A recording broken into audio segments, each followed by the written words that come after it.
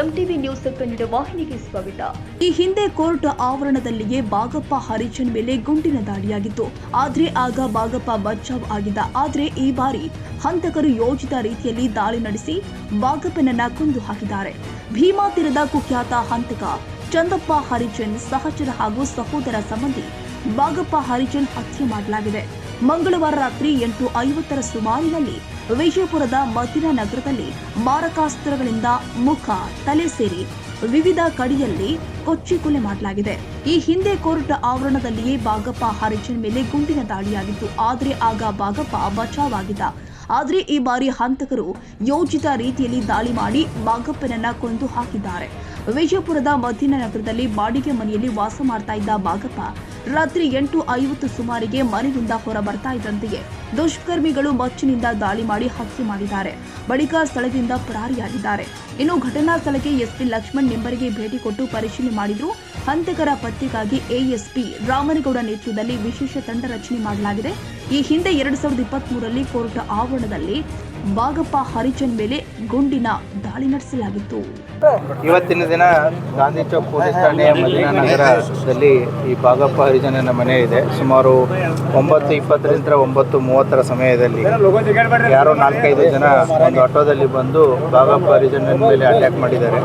So Bagappa ಹರಿಜನ ಊಟ ಮಾಡಿಕೊಂಡು ಮನೆ ಹೊರಗಡೆ ನಡೆದಾಡ್ತಿರ್ಬೇಕಾದ್ರೆ 4ರಿಂದ 5 ಜನ ಬಂದು ಕೊಡ್ಲಿ ಯಂತ್ರ ಹೊಡೆದಿದ್ದಾರೆ ಮತ್ತು ಪಿಸ್ತೂಲ್ ಯಂತ್ರನೂ ಕೂಡ ಹೊಡೆದಿದ್ದಾರೆ ಅನ್ನೋದು ಮಾಹಿತಿ ಇದೆ. ಆ ಹಿನ್ನೆಲೆಯಲ್ಲಿ ಈಗಾಗಲೇ ತನಿಖಾ ತಂಡ ಬಂದು ಸೋಕೋ ಟೀಮ್ಸ್ಗಳು ಬಂದು ಅದನ್ನೆಲ್ಲ ಸೀನ್ ಆಫ್ ಕ್ರೈಮನ್ನೆಲ್ಲ ಸ್ಟಡಿ ಮಾಡಿ ಈಗ ಬಾಡಿನ ಈಗಾಗಲೇ ಪೋಸ್ಟ್ ಮಾರ್ಟಮ್ಗೋಸ್ಕರ ಹಾಸ್ಪಿಟಲ್ಗೆ ಶಿಫ್ಟ್ ಮಾಡಿದೆ. ಸೊ ಆದಷ್ಟು ಬೇಗ ಆರೋಪಿಗಳನ್ನ ಹತ್ಯೆ ಮಾಡಲಾಗುತ್ತೆ. ಇನ್ಸಿಡೆಂಟಲ್ಲಿ ಕೈಯಲ್ಲೂ ಕಟ್ಟಾಗಿದೆ, ಅದು ನೋಡಬೇಕು. ನೇಚರ್ ಆಫ್ ಇಂಜುರೀಸ್, ಬಾಡಿ ಮೇಲೆ ಇಂಜುರೀಸ್ ಇದೆ. ಸೊ ಎಕ್ಸಾಕ್ಟ್ಲಿ ಎಲ್ಲೆಲ್ಲಿ ಇಂಜುರೀಸ್ ಆಗಿದೆ, ಏನಾಗಿದೆ ಅನ್ನೋದು ನಮಗೆ ಪೋಸ್ಟ್ ಮಾರ್ಟಮ್ದಲ್ಲಿ ಕಟ್ಟಾಗಿದೆ ಅಥವಾ ಇಲ್ಲ ನೋಡಬೇಕಾದ್ರೆ. 20 ಜನರ ಬೈಕಲ್ಲಿ ಬಂದಿತ್ತು, ಲೈಟ್ ಎಲ್ಲ ತೆಗೆದಿದ್ರು, ಮತ್ತೆ ಗುಂಡಿನ ಶಬ್ದನೂ ಕೇಳಿದೆ ಅಂತ ಹೇಳ್ತಾ ಇದ್ದಾರೆ ಸ್ಥಳೀಯರು. ಅದು ಎಷ್ಟು ಜನ ಬಂದಿದ್ರು ಅನ್ನೋದು ಇನ್ನೂ ನಿಖರವಾದಂಥ ಮಾಹಿತಿ ಇಲ್ಲ. ಈಗ ಮನೆಯವರು ಹೇಳಿದ ಪ್ರಕಾರ 4ರಿಂದ 5 ಜನ ಅಂತ ಹೇಳಿದ್ದಾರೆ. ಗುಂಡಿನ ಶಬ್ದ ಅದನ್ನು ಹೇಳಿದ್ದಾರೆ. ಸೊ ಅದನ್ನು ವರ್ಕೌಟ್ ಮಾಡ್ತಾ ಇದ್ದಾರೆ. ಕರೆಂಟ್ ಏನೋ ಕಟ್ ಮಾಡಿದ್ರು ಆ ಟೈಮಲ್ಲಿ. ಇನ್ನೂ ತನಿಖೆ ನಡೀತಾ ಇದೆ. ತನಿಖೆಯಲ್ಲೆಲ್ಲ ಗೊತ್ತಾಗುತ್ತೆ. So we need time. ನಮಗಿರೋ ಮಾಹಿತಿ ಇದು ಬಾಡಿಗೆ ಮನೆ ಅಂತ ಹೇಳಿದ್ದಾರೆ. ಬಟ್ ಸಂಬಂಧಿಕರು ಯಾರಾದರೂ ಇದ್ದಾರೆ? ಇನ್ನೂ ನಮಗೂ ಅದು ಸಂಪೂರ್ಣವಾದ ಮಾಹಿತಿ ಇಲ್ಲ.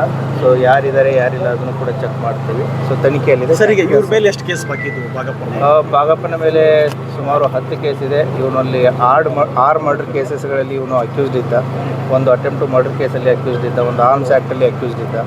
ಸುಮಾರು 1999 ಒಂದು ಕ್ರಿಮಿನಲ್ ಹಿಸ್ಟ್ರಿ ಸ್ಟಾರ್ಟ್ ಆಗಿದೆ. ಕೊನೆಯದಾಗಿ 2017ರಲ್ಲಿ ಒಂದು 16 ಮತ್ತು 17ರಲ್ಲಿ 2 ಸೆಕ್ಯೂರಿಟಿ ಕೇಸಸ್ಸು ಮತ್ತು ಹೆದರಿಸಿದ ಕೇಸುಗಳಿದೆ. ಸೊ ಆ ಹಿನ್ನೆಲೆಯಲ್ಲಿ ಇವನು ಕೂಡ ಕ್ರಿಮಿನಲ್ ಹಿನ್ನೆಲೆ ಹೋದಂಥ ವ್ಯಕ್ತಿನೇ ಆಗಿದ್ದಾನೆ.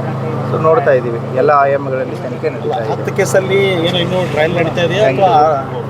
ಸರ್ ಬೈಕ್ನಲ್ಲಿ ಏನೋ ಬಂದಿದ್ರು ಸರ್ ಅದನ್ನು ಅಪ್ಡೇಟ್ ತೊಗೋತೀವಿ. ವಿಶೇಷ ತಂಡ ಹೇಳಿ ಸರ್. ಸ್ಪೆಷಲ್ ಟೀಮ್ ಅಂತ ಒಂದು ಸ್ಪೆಷಲ್ ಎಂಟೈರ್ ಜಿಲ್ಲಾ ಟೀಮೇ ತಂಡವಾಗಿ ವರ್ಕ್ ಮಾಡ್ತಾ ಇದೆ. Will arrest the accused as early as possible.